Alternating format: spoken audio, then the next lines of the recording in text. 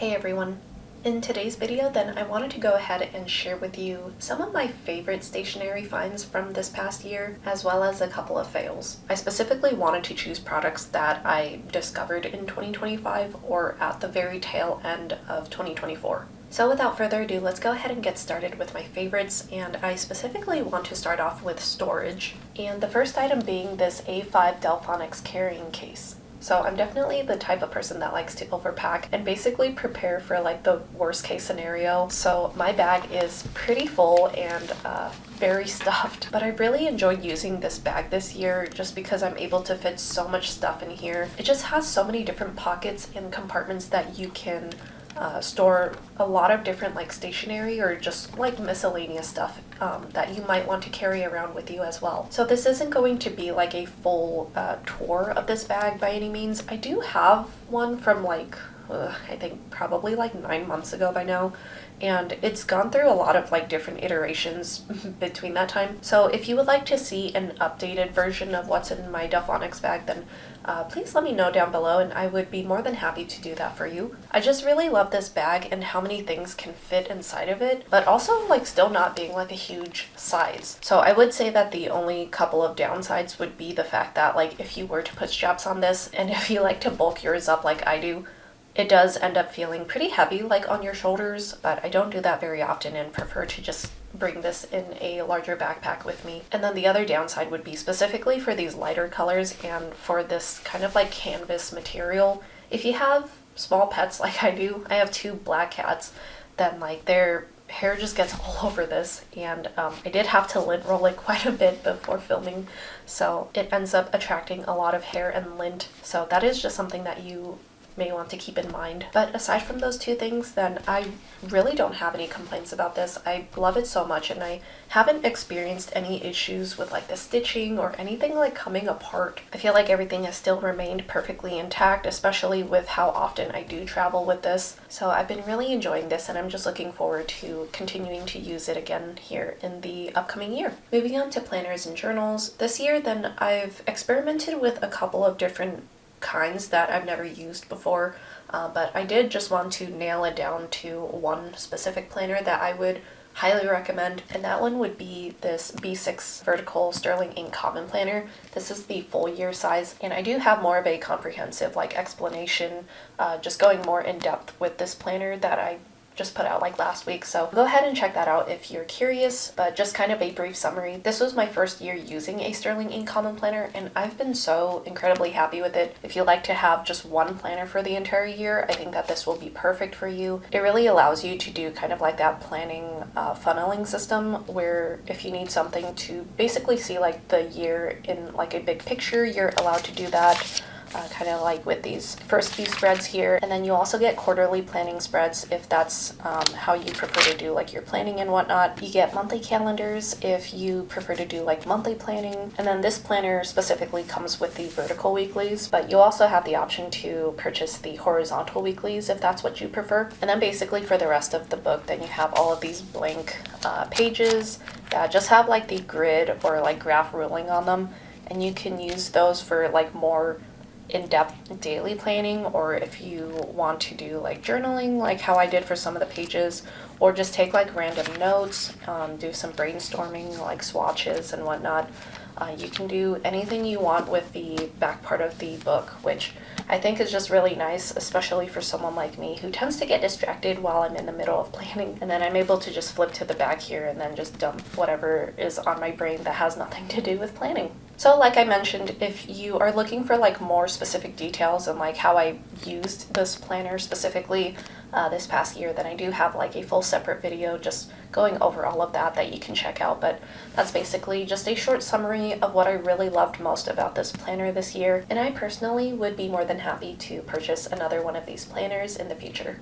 Moving on to writing utensils, I would definitely say that this was the year where I fell into the fountain pen rabbit hole. But with that being said, I would say that I have experimented with a fair amount of fountain pens this year, but I specifically just wanted to choose a couple of my absolute favorite fountain pens from this year. The first one being this BENU Talisman Edelweiss fountain pen. This one is specifically in the medium nib size. This fountain pen specifically has a Schmidt stainless steel nib. I believe it's a number 6, but I just find it so very comfortable to write with. I really love how it feels in the hand. I will admit, when I first purchased this pen, I was a little bit taken back by how light it was, but something that I've come to realize this past year is I actually prefer my writing utensils to be on the lighter side, and that's because I kind of have a weird grip when I write. I think for a lot of people, when they write, then the pen rests right here, like on the perlicue of your hand, but when I write, then it doesn't rest there. Like, it actually just kind of rests like on my index finger, and so I find that sometimes heavier pens can make my hand feel fatigued faster, and so that's something that I do really love about this BENU Talisman, is that it's just very lightweight and therefore very comfortable to write with. I find that the nib is extremely bouncy and just very soft and smooth to write with on the paper. I never experience any scratchiness with it, and I've also never experienced any hard starting either. Even if I go a few days or maybe like a week without writing with it, I've never had any issues with it hard starting, and therefore I feel like the cap was just constructed very thoughtfully and the sealing mechanism works very well. And of course, not only is it very comfortable to write with, but it's also just very stunning to look at. I absolutely love the black and turquoise resin along with the holographic flakes and the turquoise shimmer. I just think that it looks very beautiful. And then my second favorite fountain pen from this year has to be this TWSBI Diamond 580 in the Iris colorway.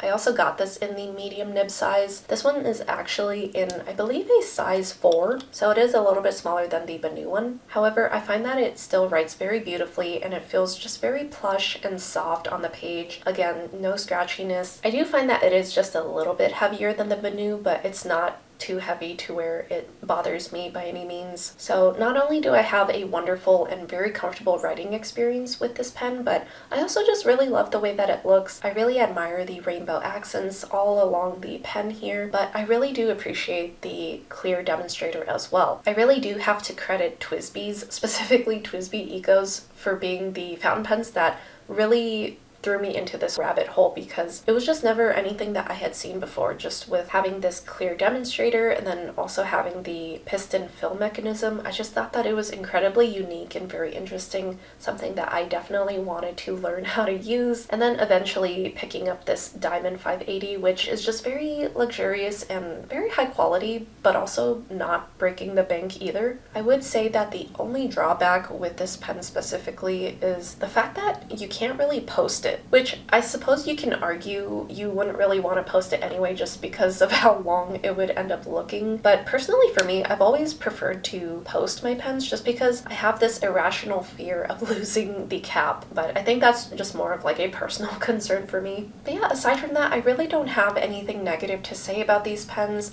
I think that they're just wonderfully built, incredible quality, very comfortable to write with, and they just perform extremely well, so I really can't recommend them enough. I have a few more writing utensils that I definitely want to highlight, especially because this was definitely the year where I got really interested in fountain pens. Then of course I got really interested in fountain pen inks, which I definitely have some favorites of those, which I will get into in a little bit, but that also just prompted me to want to get like some specific tools to help like swatch out the inks and stuff without having to fill it up in my pens. And so these 3 tools are what I found to be the most helpful this past year in terms of like swatching inks. The first item being this Pilot Iro-Utsushi dip pen, and this is specifically in the medium nib. So as you can see, it just has basically like a fountain pen nib, but you would just want to dip this into the ink and then just write with it like you would a fountain pen. And I found that this was just such a wonderful way to basically get like a writing sample from the inks without having to fill up my pens. So I would say that this is perhaps my favorite tool when it comes to trying out a writing sample for an ink. The second tool is a glass dip pen,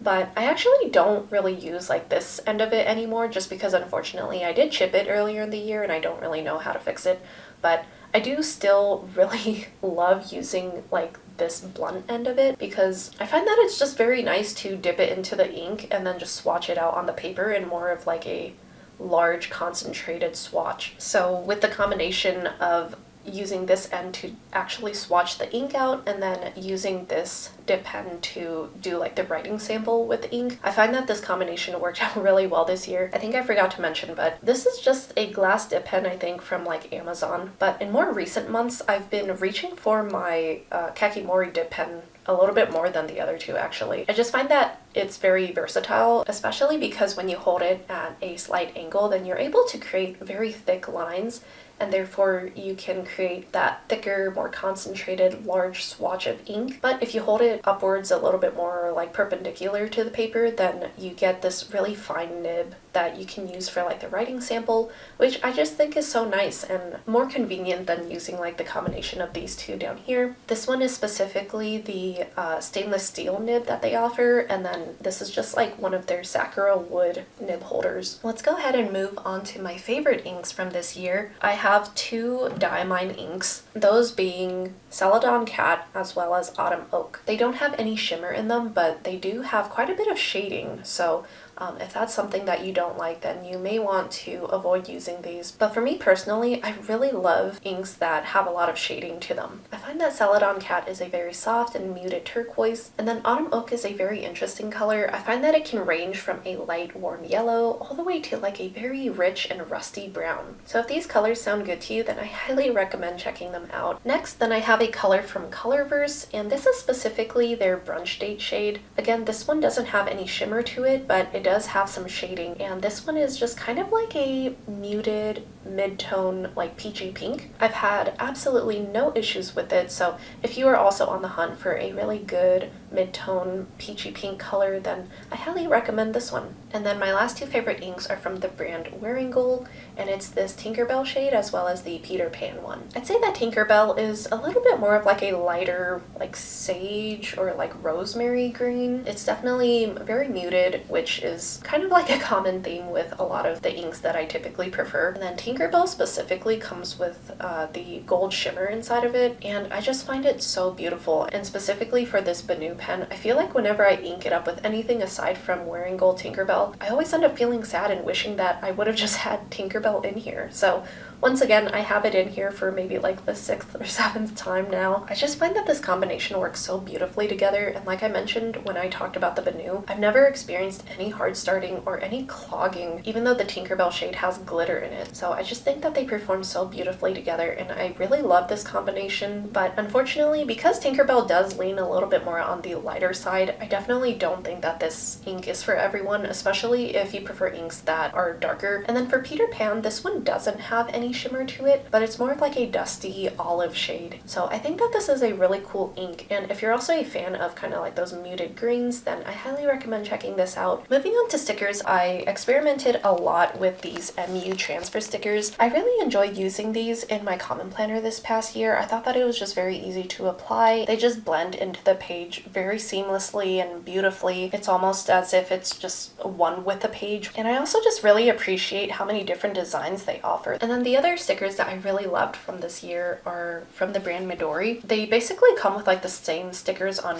the top half as the bottom half, so I've used up the top half and I've been trying really hard not to use all of these stickers up yet, but I really love them so much, especially if you're a fan of cats. I think that they're just so fun and versatile. Moving on to stamps, then there is a set that I've really fallen in love with this past year, and I can never remember the name of these stamps, but I think I'll go ahead and just write it right here for you. And I also have all this stuff written down in the description too, in case you're curious, but I got these from Jet Pens. I really love the different expressions on these pandas and just being able to use them to show like my emotion for that day. It's already inked up and everything, so you don't have to carry around an extra ink pad with you, and they're just a lot of fun to use and very cute. And then lastly, for my favorites, I do have an accessory that I really want to highlight. That is the Midori index clips. If you are looking for an easy way to tab off like different sections in your planners or journals or books even, I highly recommend using these, especially if the books have like very thin paper. For instance, like the Common Planner and the Hobonichi, they have the Tomoe River paper. I find that these are extremely thin and they just slide right on and right off the paper very effortlessly. It doesn't leave like any dings or marks in the page either. And also with how thin they are, they don't really add that much bulk either. So I've really enjoyed using these this past year, and I'm definitely going to be using them again for this upcoming year. Let's go ahead and get into some fails from this past year. The first items, unfortunately, being the Jinhao 10s. The sealing mechanism for these pens just dry out very quickly, and I've gotten multiple comments on how I can fix that, and I've tried following some of those suggestions by applying like the silicone grease on the door mechanism up here and stuff to try and keep the ink from evaporating so quickly. But if I'm gonna be completely honest, I personally just can't bother trying to make these work for me. I have other pens that I love a lot more that just don't give me any issues. So quite frankly, I just can't be bothered trying to get these to work for me anymore, if I'm gonna be real. And not only that, what I was kind of alluding to with the BENU and how it's so lightweight, I find that these two pens are incredibly heavy. Whenever I did write with these, I found that my hand would feel very fatigued after a little bit of writing with them. So I think that's just another reason why I really couldn't care less to try and make these work for me, unfortunately. My next fails from the year would have to be these Uniball One gel pens, specifically the metallic shades and the white that is supposed to work on like dark paper. I'm just kind of at the point in my life where I'm not really excited for like metallic gel pens anymore. I just thought that these were very underwhelming. I didn't think that they were very exciting by any means, and I feel like personally the Sakura Jelly Roll metallic gel pens are much better. These just feel very dry to me, and they're not very exciting on the paper. I think if you're looking for like a very fine point metallic gel pen, then you might like these, but just go into it knowing with how fine it is, it will feel like a little bit more on the drier side. The next item would have to be this Hobonichi Deco Rush tape runner thing. I feel like I've tried following the advice from so many people online, and it just never quite seemed to work perfectly for me. So unfortunately, I did just eventually give up on trying to use this. The next item would have to be this